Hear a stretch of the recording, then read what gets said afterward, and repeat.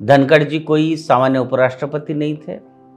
वो संसद के उस उच्च पद पर थे जहां अफसर केवल औपचारिकता और मौन देखा जाता है, लेकिन उन्होंने उस पद को सक्रियता, निर्भीकता और राष्ट्रवाद से भर दिया। उनकी राज्यसभा में सटीक और तेज टिप्पणियां, संवैधानिक समझ और कुटिल चाल बेनकाब करने का हुनर अद्वितीय था। धनखड़ जी ने अपने आचरण से यह दिखाया कि राष्ट्रहित सर्वोपरि है, चाहे इसके लिए किसी भी राजनीतिक दल की नाराजगी का क्यों ना झेलना पड़े। एक गर्वित जाट की तरह उन्होंने अपने स्वाभिमान और राष्ट्र के प्रति वफादारी को कभी नहीं छोड़ा।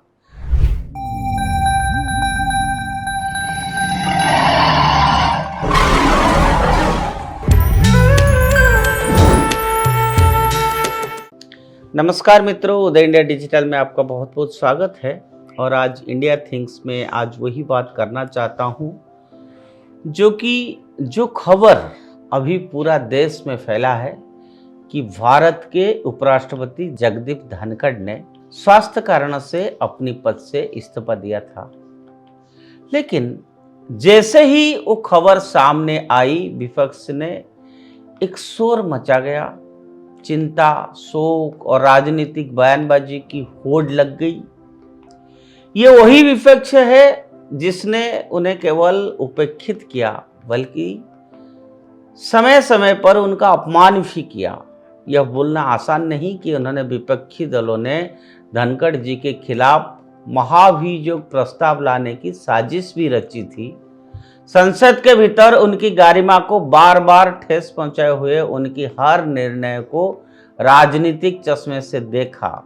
आज जब उन्होंने संयम, गरिमा और विवेक के साथ अपने पद से विदाई ली, तो विपक्ष का ये नाटकीय दुख सच्चे भावनात्मक जुड़ाव से कम और राजनीतिक पाखंड से ज्यादा लगता है। धनखड़ जी कोई सामान्य उपराष्ट्रपति नहीं थे।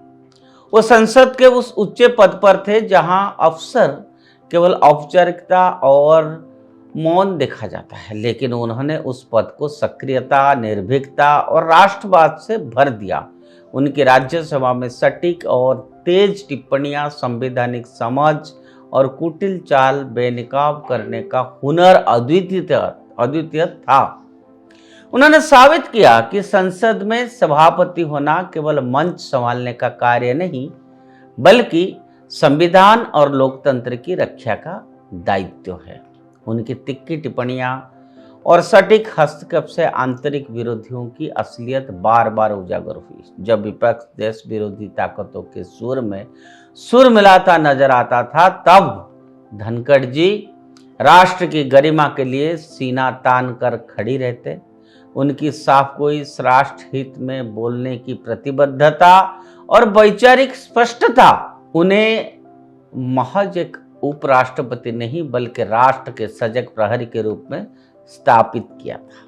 आज जब देश को ऐसे सशक्त, स्पष्ट और राष्ट्रनिष्ठ नेतृत्व की आवश्यकता है, तो उनका इस्तीफा निश्चित ही एक शून्य पैदा करता है। लेकिन यह भी ध्यान रखना होगा कि उनका कार्यकाल ऐसे समय में आया जब देश में कई संवैधानिक मूल्यों की परीक्षा हो रही थी, और उन्होंने हर चुनौती का जवाब निडरता से दिया।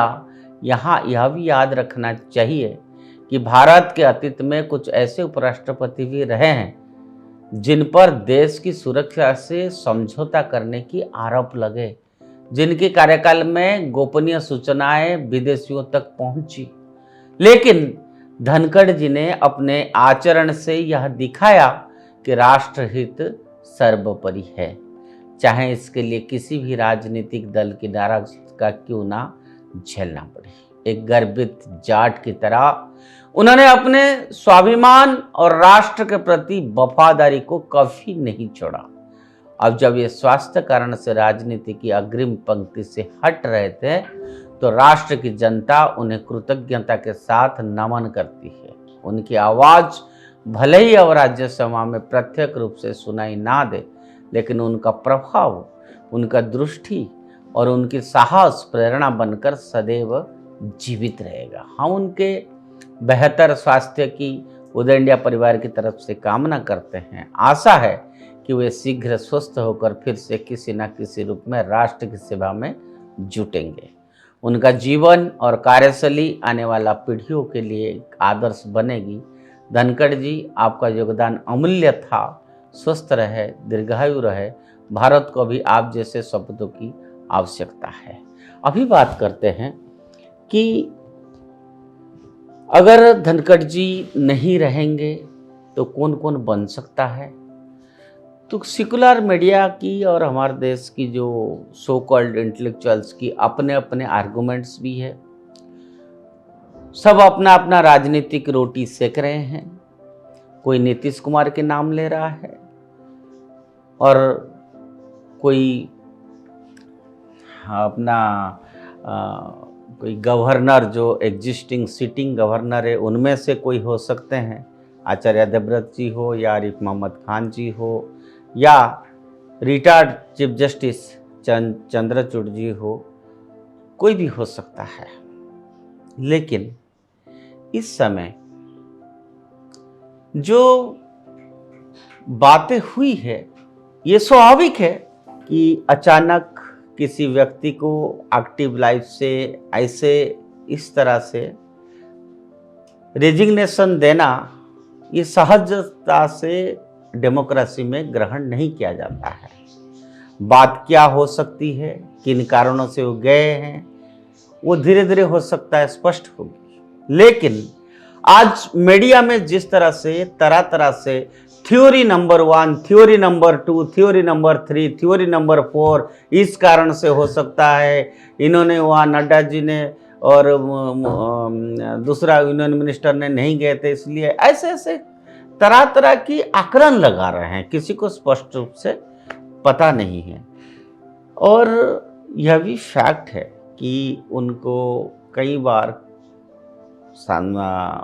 अपर हाउस में कई बार जिस तरह से आलोचना की है अपोजिशन, और उन्होंने भी बड़ा सहजता रूप से पब्लिक लाइफ में वो जैसे व्यवहार, जैसे कि वो झुक के नमस्ते करते थे, लोगों को अच्छा नहीं लगता था। वो कहा कि मैं जिसको देखता हूँ उसके सामने झुकता हूँ, उनको नमस्ते करता हूँ। ये उस व्यक्ति की व्यक्तिगत गुण हो सकती है, उनके संस्कार हो सकता है, उनका संस्कृति हो सकता है। लेकिन बात क्या है, किस बात के लिए पहली बार भारत के इतिहास में ये हुआ है कि एक sitting vice president of India resignation दिया। बात इतना आसान नहीं है, कारण कुछ भी हो। डेमोक्रेसी में इस तरह से बातें अक्सर आलोचना का विषय बनता है और अपना अपना टीआरपी चलाने के लिए हम तो कुछ भी कह सकते हैं, बोल सकते हैं, लिख सकते हैं, लेकिन सच क्या है उसके लिए हमको वेट करना पड़ेगा। और हम चाहते हैं कि कोई किसी भी प्रकार कहानी या नैरेटिव, चाहे उनकी सपोर्ट में या चाहे धनखड़ साहब के विरोध में बोले, इस समय हम लोग उससे बच के रहना चाहिए। क्योंकि एक व्यक्ति जिन्होंने एक गरिमामय एडवोकेट थे, गवर्नर थे वेस्ट बंगाल के, उपराष्ट्रपति बने और सामाजिक जीवन में उनकी जो रेस्पेक्ट है, और जो उन्होंने लिखा है कि स्वास्थ्य के कारण मैं जा रहा हूँ या इस्तीफा दे रहा हूँ, इस पद से इस्तीफा दे रहा हूँ, तो उसकी बात बहुत ज़्यादा इस पर राजनीति होना हमारा जैसे डेमोक्रेसी के लिए मैं समझता हूँ अच्छा नहीं है। आगे इस विषय को हम फिर चर्चा करेंगे। आज के लिए इतना। भारत माता की जय।